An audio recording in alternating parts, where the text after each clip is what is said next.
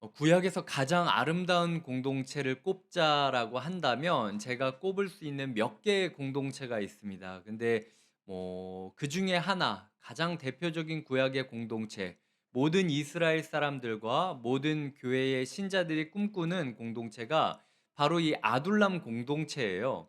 근데 실제로 우리에게 이 아둘람 공동체에 가서 속할래라고 하면은 솔직히 현대교회의 많은 성도님들이 "내가 아둘람 공동체로 가겠다."라고 쉬이 이야기 못 하실 것 같아요. 왜냐하면은 일단은 지명수배자가 돼야죠. 예. 그리고 재산을 다 뺏겨야 됩니다. 네. 그리고 400 명이 동굴 속에서 제대로 그 야영을 하면서 계속 이 텐트를 치고 동굴 속에서 눅눅하고 축축하게 살아가야 됐던 인생들이었고요. 그리고 그 가운데서도 서로를 위하여 이 소란스러운 식량을 나누지 않으면 살 수 없는 거였죠. 그러니까 400 명이 먹을 장정 400 이라면 거기에 딸린 식구들까지 치면은 거의 1000명 공동체 아닙니까? 1000 명이 동굴 속에서 먹을 것을 함께 구해야 했던 어떻게 보면 필사적인 공동체였어요. 근데 그 필사적인 공동체임에도 불구하고 굉장히 매력적이었던 거죠. 이스라엘에 있던 모든 사람들이 다가왔습니다. 그 이유가 무엇이었냐면 지난주에 저희가 다뤘듯이 그곳이 동굴이라고 하면은 뭔가 깊이 잠기고 깊이 고립되고 숨고 이런 곳으로 느끼는데 이 사람들은 동굴 속에 있었으면서도 마치 스피커처럼 서로의 울음을 서로의 사연을 들어주고 "야 너는 진짜 환난당한 자였냐? 너는 빚진 자였냐? 너는 마음이 그렇게 쓴 마음이 울컥울컥 나오는구나."라고 공감하면서 대신 울어줄 수 있는 공동체였기 때문이에요. 그러니까 가뜩이나 동굴 속에서 소리를 조용히 내야 되는데도 불구하고 저 사람의 사연을 듣고 꺼이꺼이 울기 때문에 마치 스피커가 되듯이 이스라엘 온 지역에 "저기 가면은 내 마음을 알아줄 수 있더라. 저기 가면은 내 한을 풀 수 있더라. 그러니까 내가 지명수배자가 되더라도 저기 가서 마음껏 울고 저기 가서 진짜 큰 평화를 얻고 진실한 미소를 지어 보고 싶다."라는 마음 때문에 사람들이 곳곳에서 그 동굴로 모여들었다라는 거죠. 하나님께서 우리 교회 가운데 원하시는 교회가 바로 그런 곳이라는 것입니다. 우리가 몇 명이냐, 먹을 게 얼마나 많느냐, 얼마나 쾌적하게 대우해 주느냐, 아니면은 시설이 이렇게 착착 잘 돼 있느냐, 이런 부분들을 이야기하는 것이 아니라 곁에 있는 교회에 갔더니 나를 위해 울어주는 이가 있더라. 그가 하나면 된다라는 거죠. 그런 공동체를 꿈꿔야 된다라는 겁니다. 여기는 곁에 있는 교회라고 하면서 이름과는 달리 '내 곁에 아무도 없네.'라는 이야기가 나오는 순간 우리가 누군가는 그렇게 얘기할 수 있겠죠. 이제 거기에 저희가 일희일비할 필요는 없겠지만 적어도 우리가 양심적으로 항상 우리가 과연 곁에 있어 주고 그 사람보다 더 크게 울어 줄 수 있는 공동체가 되는지 기억을 해 보아야 된다라는 겁니다. 예수님께서 요한복음에 자기가 사랑하는 사람들이 죽었을 때 나사로가 죽었을 때 마르다와 마리아를 만나면서 이야기를 나누시죠. 예수님이 굉장히 지적으로 냉철하게 이야기하십니다. "나는 부활이요 생명이니 나를 믿는 자는 죽어도 살겠고 살아서 나를 믿는 자는 영원히 살 것을 네가 믿냐?" 라고 되게 냉정한 이야기를 하세요. 그러니까 이 상황이 이렇게 되고 네 마음이 흔들리는 건 "네 믿음이 없기 때문 아니냐?"라고 되게 서늘하게 물어보시는 거죠. 하지만 그 본질을 꿰뚫는 예수님의 그 이야기가 역사할 수 있었던 이유는 예수님이 마르다와 마리아보다 더 크게 울어 주셨기 때문이에요. 이스라엘 모든 사람들이 그 마을 속에서 정말로 막 비명소리를 내면서 대신 곡해 주시고 엉엉 우시는 예수님을 보고 '이상하다.'라고 느낄 정도로 예수님이 그 여인들의 울음소리를 공명해서 울어 주셨다라는 거죠. 그들 가운데 마르다, 마리아, 시체가 된 나사로 그리고 예수님밖에 없었지만 그곳 가운데 진실한 교회가 이루어지는 시작점이 되었다라는 겁니다. 우리에게 하나님께서 지금 이 사람들을 주신 이유가 무엇일까? 나와 함께 다락방을 하고 나와 함께 이야기를 나누고 함께 기도하는 이 사람이 누구일까? 함께 울어주기 위해서 불러주셨다라는 거죠. 제가 꿈꾸는 공동체는 이렇습니다. 기도를 하다가 갑자기 이제 수요 예배가 끝나고 개인적인 기도를 하자라고 할 때 한 분이 엉엉 우는데, 그냥 뒤에서 기도하던 한 집사님이 "나는 이제 일어나서 집에 가도 되지만" 저 엉엉 우는 이의 사연을 내가 전혀 알지 못해도 "하나님, 제가 이제 일어나도 되지만 내 기도 제목 다 기도했지만 저 사람 내가 무슨 사연인지 모르겠는데 하나님께서 위로해 주셨으면 좋겠어요. 하나님께서 저 사람의 그 원통한 마음 풀어 주셨으면 좋겠어요. 어떻게든 방법을 내서 제가 가서 손을 잡아 달라고 하면은 제가 잡을게요. 제가 뒤에서 묵묵히 기도하라 그러면 묵묵히 기도할게요. 하지만 저분이 너무 답답해서 정말로 눈물도 나오지 않을 정도로 아파하는데 내가 대신 울어 주고 싶다."라고, 내가 집에 갈 시간을 미루면서까지도, 내 일을 미루면서까지도 상대방을 위해 울어줄 수 있는 사람이 한 분이라도 계시다면 그 교회는 성공한 교회죠. 하나님이 계시는 교회입니다. 예수 그리스도께서 그렇게 울어줄 때 '아, 주님이 나보다 더 크게 저 사람을 위해 울고 있었군요. 그저 나는 그냥 주님의 눈물의 통로가 돼서 지금 울어주고 있는 것이군요.'라는 사실을 깨닫게 되는 역사가 있을 거라는 거죠. 뭐 그렇다고 제가 이렇게 이야기했다고 오늘 다 막 '누가 우나?' 막 이렇게 이렇게 찾아보실 필요는 없고, 그건 너무 인위적이잖아요. 그냥 그 하나님께서 내 마음 가운데 '아, 이때라.' 탁 닿게 해 주시는 때. 근데 항상 꼭 그때는 내가 좀 마음이 분주할 때거든요. 그러니까 잘 준비해 주셨다가 하나님이 "이때다."라고 이야기하시면 '주님, 드디어 나한테 울어 줄 수 있는 기회를 주시는군요.' 감사하시면서 울어 주시면 좋을 것 같아요. 오늘은 저희가 두 가지를 좀 다루려고 합니다. 이 공동체의 특성에 대해서 두 가지를 다룰 텐데요. 첫 번째는 제가 그냥 아예 이야기를 해 드리고 시작할게요. 첫 번째는 질서가 있는 공동체였다. 이게 아둘람 공동체의 특징 중 하나였고요. 두 번째는 위탁 공동체였다. 이게 아둘람 공동체의 두 번째 특징입니다. 오늘 우리가 다룰 아둘람 공동체의 주요 특징이에요. 그럼 먼저 질서가 있는 공동체였다라는 것을 2 절을 통해서 한번 보도록 하겠습니다. 자, 2 절을 보면은 제가 어떤 부분이 마음에 들었냐면 "그는 그들의 우두머리가 되었는데"라고 이야기를 하고 있습니다.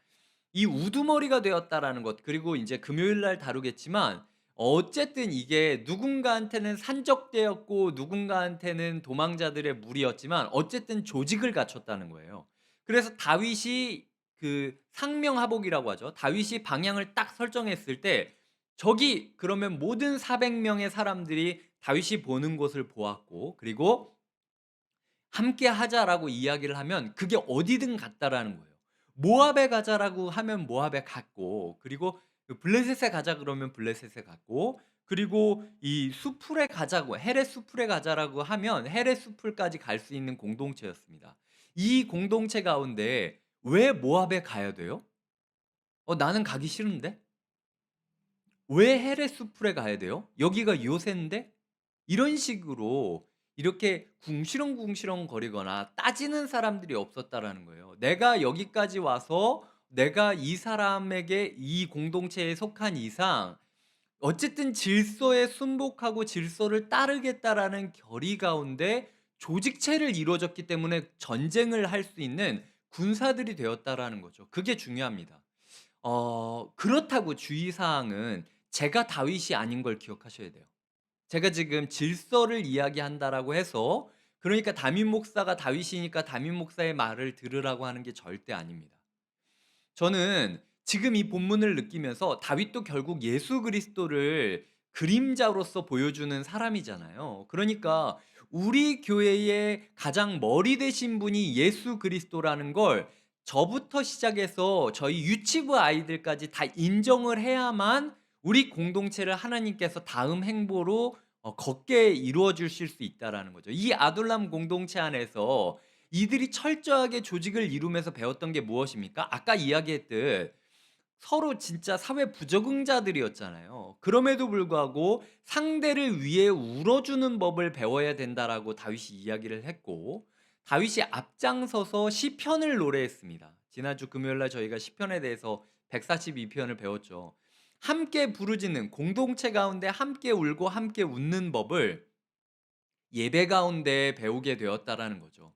그 지도력을 따라서 우리가 하나님께서 주신 교회의 질서를 따라서 함께 해야만 된다라는 겁니다. 제가 인제 곁에 있는 교회를 시작하고 지금 이제 사실 이 마음이 정리된 지 얼마 안 됐어요. 최근까지도 제 마음이 되게 어수선했습니다. 어떤 부분이 꼭 저한테 어수선했냐면, 이게 우리 교회의 쪼금 딜레마인데요. 그 시간적으로 봤을 때는 개척교회예요. 근데 조직적으로 봤을 때는 저희가 개척교회가 아닙니다. 그러니까 분립교회인 거죠.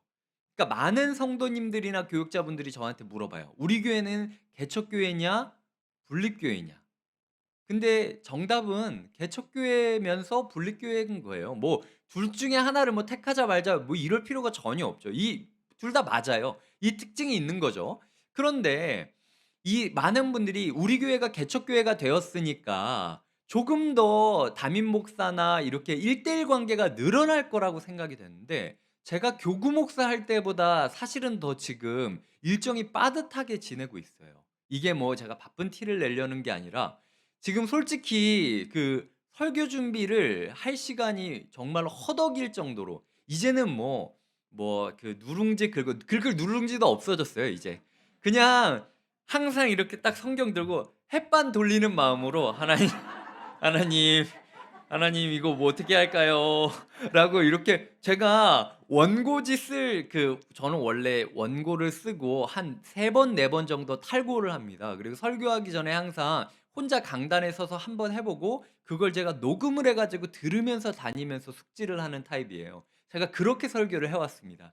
지금 포스트잇 붙여 가지고 하고 있어요. 이거 문장 쓸 여력도 없는 거예요 지금. 그러니까 사실은 햇반 돌려서 설교할 정도로 진짜 빠듯하게 그 시간까지 쪼개서, 전에 제가 이야기 드렸지만 제가 설교 잘하는 목사로 기억되기보다 그 시간을 아껴서 성도님을 위해 1 분이라도 더 기도하고 1 분이라도 더 마주 보았으면 좋겠다라는 생각이 들어서 오히려 처음에는 신방과 이 설교의 밸런스를 맞추려다 보니까 기도가 자꾸 없어지는 거예요. 근데 아무도 모르잖아요, 제가 기도 안 하고 있다라는 걸. 근데 제 기도가 부족하다라는 걸 제가 딱 직감을 하고 이 밸런스를 잡으려고 하니까 또 요번에는 성도님들이랑 만나는 시간이 쪼금씩 줄어들게 되는 거예요. 그래서 사실은 지금 1:1:1 정도로 지금 운영을 하고 있습니다. 근데 제 마음이 차지 않아요. '이거 가지고 될 일이 안 된다.'라는 마음이 들어서 되게 마음이 급해요. 예, 그래서 좀 어수선했는데, 제가 이 말씀을 묵상하면서 하나님께서 제 마음 가운데 질서가 있는데 네가 그 질서를 따르려는 게 아니라, "야 네가 지금 중간 지도자인데 네가 여기 갔다 저기 갔다 네가 줏대 없이 막 이렇게 체계 없이 질서 없이 그냥 이 사람이 얘기하면 이렇게 하고 저 사람이 얘기하면 저렇게 하고 흔들려 버리면은 교회가 어떤 포커스를 두고 어떤 질서 안에서 살아가고 있는지 전혀 알 수가 없게 될 거야. 그렇게 주먹구구식으로 사역하면 안 된다."라는 마음을 제가 이 말씀을 통해서 좀 배웠어요. 그래서 하나님이 제 우두머리신데 예수 그리스도께서 우리 교회에게 주신 질서가 무엇인지 좀 고민을 해 봤습니다. 근데 두 개였어요. 질서 하나는 그 다락방. 그러니까 사실은 제 시간의 50%는 사실은 '다락방과 순장님들한테 써야 된다.'라는 게 제 결론이었어요. 그러니까 순장님들은 사실 제가 개척 준비하면서 되게 많이 만났거든요. 그러니까 이제 그런 거 있잖아요. 어장 안에 잡힌 고기라고 생각을 해 가지고 그렇게 할 수도 있어요. 순장님들, 그리고 우리 순장님들 마음이 넉넉한 분이기 때문에 순장님은 제 마음 다 아시죠. 제가 좀 새가족이나 아니면은 좀 이 마음이 어려운 분들한테 "집중하고 싶습니다."라고 이야기하면 우리 교회 순장님들 다 "목사님 가십시오. 저 그냥 목사님 사진만 붙여 놓고 봐도 마음이 너무 행복해요." 분명히 이렇게 얘기하실 겁니다. 네. 그렇게 얘기하실 분들이란 걸 제가 알아요. 하지만 그럼에도 불구하고 하나님께서 그분들에게 포커스를 두고 그분들을 목양의 동반자로 세우지 않으면은 우리 교회가 교회로서의 구실을 할 수 없다라는 마음을 주셨어요. 그러니까 오히려 바쁠수록 제가 순장님들한테 더 집중해야 되고 순장님들한테 더 부탁을 해야 되고 순장님들을 통해서 다락방이 더 가까워져야 되는 게, 그게 우리 교회의 질서라는 생각이 들었고요. 두 번째는 훈련생입니다. 제가 요즘 모든 설교를 할 때마다 성도님들 한 분 한 분을 생각하면서 하지만 제 눈앞에는 저희 제자 훈련생 12 명이 이 앞에 앉아서 무릎 꿇고 있다라고 생각을 하고 제가 설교를 하고 있어요. 모든 메시지를 준비하거나 모든 기도를 할 때 저는 항상 제자 훈련생들 기도를 먼저 하고 있습니다. 제가 그렇다고 해서 뭐 제자 훈련생들 뭐 저희가 인간적으로 막 이렇게 밥을 많이 먹고 이렇게 가까워지고 그런 거 아니에요. 하지만 그럼에도 불구하고 제 마음의 절반이 이미 제자 훈련생들한테 기울어져 있고, 하나님께서 곁에 있는 교회는 훈련으로 세워지는 교회라는 것. 그러니까 지금 네가 훈련을 함께하고 있는 이 동행자들에게 영혼을 집중시키고 마음을 집중시키지 않으면 이도 저도 다 놓칠 수 있다라는 마음을 주셨다라는 거죠. 그래서 혹시라도 이 가운데 저랑 뭐 그럴 리는 거의 없겠지만 저랑 정말 인간적으로 가까워지고 싶고 정말 편안하게 대화를 하고 싶다면 훈련하시면 됩니다. 네. 그래서 심지어는 어떤 분은 자기 "다시 훈련 받으면 안 되냐."고 얘기하시는 분도 있었어요. 그러니까 그분은 아는 거죠. 훈련을 할 때 얼마나 끈끈해지고 얼마나 이 함께하는 그 마음이 커지는지를 아는 거죠. 물론 이렇게 얘기해 봤자 지금 훈련생들은 '빨리 방학했으면 좋겠다.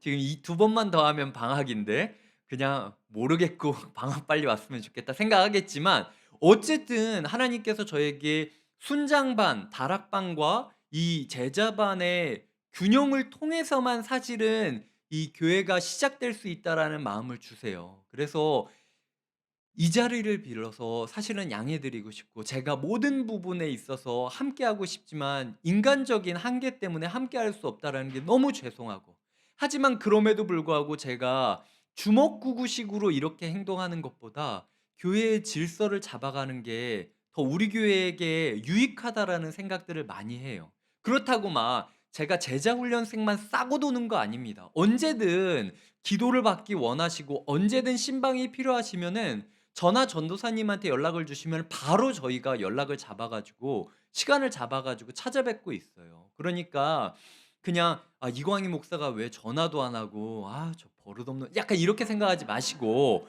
정말 제가 정말 간곡히 부탁드립니다. 한 번만이라도 용기를 내서 저나 전도사님한테 연락을 주시고, 그리고 제자 훈련에 대한 마음, 순장에 대한 마음을 먹어 주셨으면 좋겠습니다. 그게 인제 제가 꼭 부탁드리고 싶은 부분이고요. 그리고 개인적으로 저는 아까 이야기 드렸듯 제가 머리가 아니라는 생각을 하고 있어요. 지휘자가 이렇게 오케스트라를 지휘하잖아요. 그러면은 지휘자가 지휘를 하기 직전에 이게 바이올린 그 메인 바이올린인가 누가 나와 가지고 이 첫음을 잡아 주잖아요. 그러면은 인제 연주회가 시작하기 전에 첫음을 낑 잡으면은 다 같이 잉잉 하면서 잡아가는 역할을 하잖아요.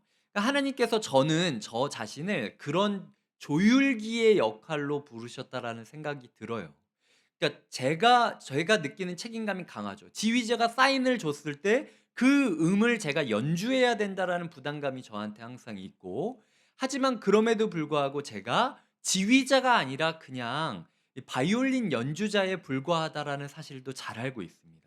그러니까 하나님께서 저를 통해서 연주하시는 음에 맞추셔서 저희가 같이 조율됐으면 좋겠어요. 그래서 함께 이 교회의 질서를 맞추고 리듬을 맞추고 화음을 이뤄갈 때 서로의 다름이 어긋나는 그 이상한 음으로 삑사리로 느껴지는 게 아니라 서로의 다름이 오히려 하나의 조율됨 안에서 화음으로 느껴질 수 있는 공동체였으면 좋겠습니다. 그 질서의 공동체를, 그 화음의 공동체를 우리가 꿈꾸면서 나아갈 수 있었으면 좋겠고요. 두 번째로는 위탁 공동체입니다. 이 3 절에 보면은 모압 미스베로 가서 모압 왕에게 "하나님이 나를 위하여 어떻게 하실지를 내가 알기까지 나의 부모가 나와서 당신들과 함께 있게 하기를 청하나이다." 하고라고 하는데요. 제가 오늘 오후 6 시까지 이 구절에 대해서 계속 고민했습니다. 왜냐면은 다윗이 되게 불편한 존재거든요. 그러니까 평생 동안 자기를 하대했고 인간 취급 안 한 부모님이에요. 근데 내가 조직의 지도자로 있는데 그 부모님이 지금 나를 계속 지켜보고 있다라는 게 사실은 되게 불편한 마음이 들거든요.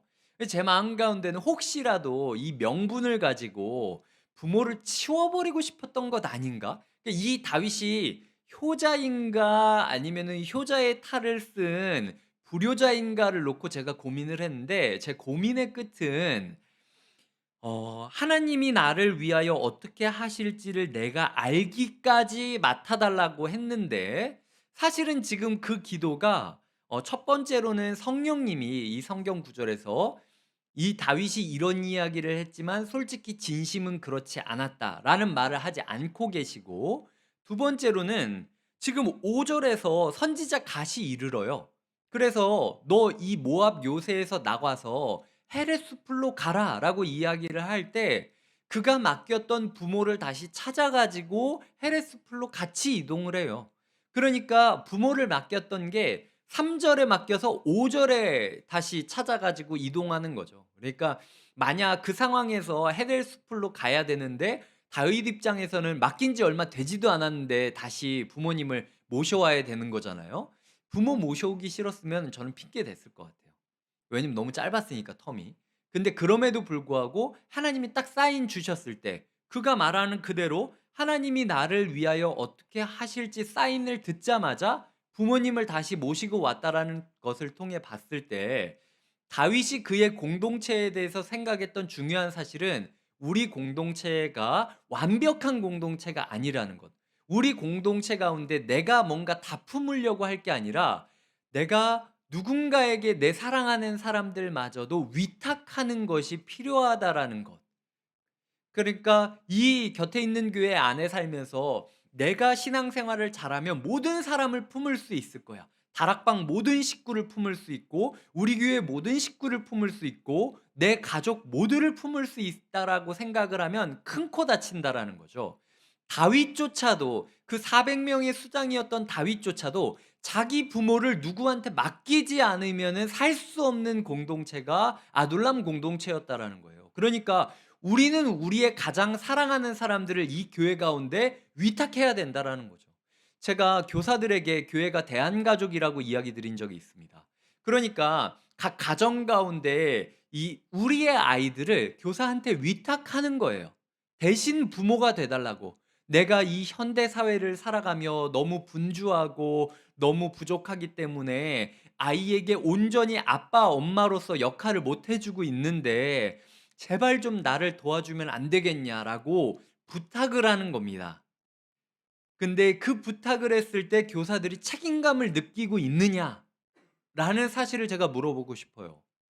내가 그냥 내가 분당 우리 교회에서 교사 짬밥이 뭐 10 년, 15 년인데 그거 그냥 오면 착착착착 예전에 있었을 때는 더 많은 애들도 했어."라는 식으로 아이를 숫자로 인해서 판단하지 말라는 거예요. 이 영혼이 하나님께서 나에게 맡겨 주신 그리고 이 부모님이 나에게 눈물을 흘리며 맡겨 주신 피눈물 흘리는 사랑하는 아이라는 사실을 기억하면서 오늘 내가 이 자리에서 이 아이랑 승부를 내지 않으면은 이 아이의 인생이 완전히 다른 데로 갈 수도 있다라는 절박감을 느끼면서 이 아이를 붙잡아 줘야 된다라는 거죠. 그저 그냥 하루 놀고 그냥 대충 편의점에서 맛있는 거 먹여주면 좋아하겠지 생각을 하고 끝내면 안 된다라는 겁니다. 편의점에서 먹여주더라도 전투적으로 먹여야 돼요. 그러니까 오늘 아니면은 얘를 못 본다 생각하고 '그래 내가 너에게 목숨을 건다. 이 편의점에서 너 먹고 싶은 거 다 골라 봐.' 라고 이야기를 해서 진짜로 '이 교사가 미쳤나?'라는 생각이 들 정도로 이 아이를 위해 달려드는 것이 필요하다라는 겁니다. 꼭 이게 돈을 쓰고 시간을 쓰고 그게 아니에요. 아이들은 영적인 존재라서 이 사람이 나에게 영혼을 집중하고 있다라는 사실을 알아요. 그러니까 사춘기 아이들 같은 경우는 저도 고등부를 사역을 처음 시작했기 때문에 되게 틱틱대고 막 되게 일부러 막 거칠게 저한테 대했거든요. "네가 목사냐?" 막 이렇게 얘기하는 사람들도 있었어요, 아이들 중에서. 그래서 뭐 제가 종종 얘기하잖아요. 의자 서로 집어 던지고 뭐 제 프라이드 있었는데 아이들 밥 먹이다가 제가 막 그 음식점에서 차로 도망쳐 가지고 그 교회까지 오고 아이들 걸어오라 그러고 막 하여튼 뭐 별의별 일들이 있었습니다. 우여곡절이 있었는데 그럼에도 불구하고 아이들 가운데 매 순간, 매 순간 이 전도사는 항상 제가 들었던 이야기가 특이하다. 전도사님은 전도사님 같지 않아요. 근데 전도사님이 나를 진짜 좋아하고 있다라는 건 제가 알겠어요. 그게 제가 평생 사역하면서 느꼈던 제 자부심이었어요. 그런 마음이 우리 교사들한테 있어야 된다라는 거죠. 여름 사역을 준비합니다. 제가 주보에 인제 삽질을 하고 아이들을 위해 기도해 달라고 부탁드렸잖아요. 기도하신 분 몇 분 되십니까? 손 들지 않으셔도 돼요. 냉정하게 물어보라는 거예요. 우리 아이들이라고 고백했잖아요. 근데 내 문제, 내 생활, 내 일상에 파묻혀서 우리 아이들은 그냥 주일날 올 때 성경 '아 맞다. 아이들을 위해 기도하라 그랬지.' 이렇게 가면 안 된다는 거예요. 온 교회가 목숨을 걸고 하나님 진짜 곁에 있는 교회 이 여름은 우리가 작년교구 수련회 뭐 이런 거 다 없이 그냥 아이들한테만 집중하겠다라고 했는데 "내가 진짜 우리 아이들 이 여름에 목숨 걸고 중보하겠습니다."라고 기도 짝꿍이 있어야 된다라는 거죠. 막 유치부나 어린이 부서 같은 데 이 아이들 중에 부모와 같이 오는 아이들이 있고 부모 손을 따라서 오지 못하는 아이들도 있잖아요. 그러면 교회 어른분들이 불쌍히 여겨야 된다라는 거예요. 뭐 그렇다고 개 앞에서 "불쌍하다." 이런 얘기를 할 게 아니라 쟤는 남들은 부모 손 잡고 오는데 쟤가 혼자 온다라는 게 너무 아파서 혹시라도 그런 아이가 있을까 봐 내가 이 여름 성경학교만큼은 네 영적인 할머니가 돼 주겠다. 영적인 대리 부모가 돼 주겠다라는 각오를 가지고 그냥 할 일 없는데도 수련회 하는데 이렇게 성경학교 하는데 뒤에서 보면서 혹시라도 혼자 외로워하는 친구들이 있으면 나한테 맡겨 달라고 이야기하는 분이 계시냐는 거죠. 그런 마음으로 그런 삶으로 우리가 달려들 때 하나님께서 우리 가운데 공동체를 회복시켜 주신다라는 것입니다. 그런데 이 위탁에 있어서 기억하셔야 될 게 이 맡기지 않으면 버틸 수 없는 삶, 버티지 않는 공동체 가운데 가장 필요한 건 기도라는 거예요. 그러니까 이 다윗이 지금 어느 때까지 위탁을 하냐면 기도의 응답이 나올 때까지 위탁을 하는 거거든요. 그리고 기도의 응답이 나오자마자 바로 찾아 가지고 가족이 함께 여정을 시작을 해요. 그러니까 우리가 그냥 위탁을 하라고 그래서 교사들한테 부모들이 "나는 아무것도 안 할 테니까 당신들이 알아서 신앙교육 시켜 주십시오."라고 던져 두듯이 학원 보내듯이 보내면 안 된다라는 겁니다. 내가 누군가한테 위탁을 했다면 그때 부모가 아이를 위하여 진짜 피눈물 흘리면서 기도를 하고 있어야 된다라는 거예요. 그럴 때 위탁 가운데 말씀이 임한다라는 거죠. 이 아이가 주일학교, 청년교구에 들어가서 생활을 하는 과정 가운데 내 아이를 어떻게 키워야 하는지를 하나님께서 그때 말씀을 주신다라는 거예요. 갑자기 뜬금없이 선지자 갓이 등장하잖아요. 그 이전까지 있었나 없었나 고민되던 그 갓이 지금 이 다윗에게 하나님의 말씀을 전하고 있다라는 겁니다. 하나님의 공동체에게 가장 사랑하는 누군가를 맡기고 그 영혼을 위해서 정말 피눈물 흘리면서 기도하는 부모, 기도하는 가족이 있다면 반드시 하나님께서 말씀을 주신다라는 거예요. 그 부분에 대해서 의심을 하지 말아야 된다라는 겁니다. 중요한 건 말씀 줬을 때 다윗처럼 지체 없이 두 구절밖에 안 됐는데도 말씀하신 대로 떠날 수 있는 모험심이 있냐는 거죠. 여기까지 요약을 하겠습니다. 첫 번째로 제가 질서가 있는 공동체, 다윗이 우두머리였듯 우리도 예수 그리스도를 우두머리로 삼아야 된다. 각 몸이, 각 조직이, 각 군대가 체계를 갖추고 지휘를 하듯 우리 교회에게 주어진 두 가지 큰 중심은 다락방, 순장반과 그리고 제자반, 훈련이다. 그러니까 이 부분을 벗어나서 하는 게 메인이 될 수는 없다는 거예요. 정말로 안타깝지만 이것이 우리가 집중해야 될 포커스라는 생각을 하고 우리 교회가 이때일수록 더 순장님들과 그리고 훈련생들과 관계를 맺어가고 그리고 그 부분들은 그 이외의 부분들은 신방을 통해서 보완해야 된다는 이야기를 제가 드렸고요. 그리고 위탁 공동체에 대해서 이야기를 드리면서 고통받는 것은 나로 족하다. 내가 가장 사랑하는 사람을 맡겨야만 된다라는 사실을 인정을 하고 자꾸 내 품 안에서 해결하려고 하지 말고 맡길 때를 찾아서 맡겨야 된다라는 거예요.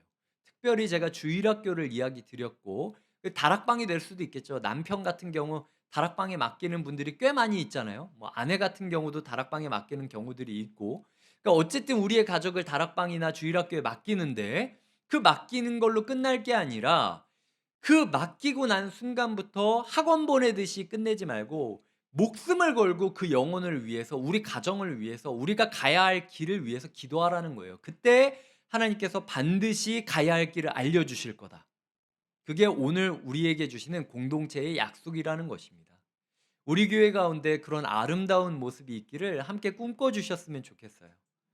그래서 우리 교회 가운데 나 혼자 울고 있다라고 느껴지는 것이 아니라 우리가 함께 울고 함께 웃으면서 함께 기도하고 서로에게 함께 맡기며 나아가는 공동체. 이 요한복음 19장에 보면 26절, 27절에 예수님조차도 십자가에 달리는 중에 요한과 마리아를 부탁을 합니다. 서로에게. 요한아, 이게 이제 너의 어머니다. 나는 떠나지만 내 어머니를 너에게 맡긴다. 그리고 어머니, 이제 당신의 아들입니다. 당신의 아들이라고 생각을 하고 살아가십시오. 예수님조차도 자기 교회 공동체에게 사랑하는 어머니를 위탁하셨습니다. 우리가 그 위탁하는 마음으로 우리의 가족을 맡겨드리고 함께 기도하는 기도 공동체 되시기를 부탁드립니다.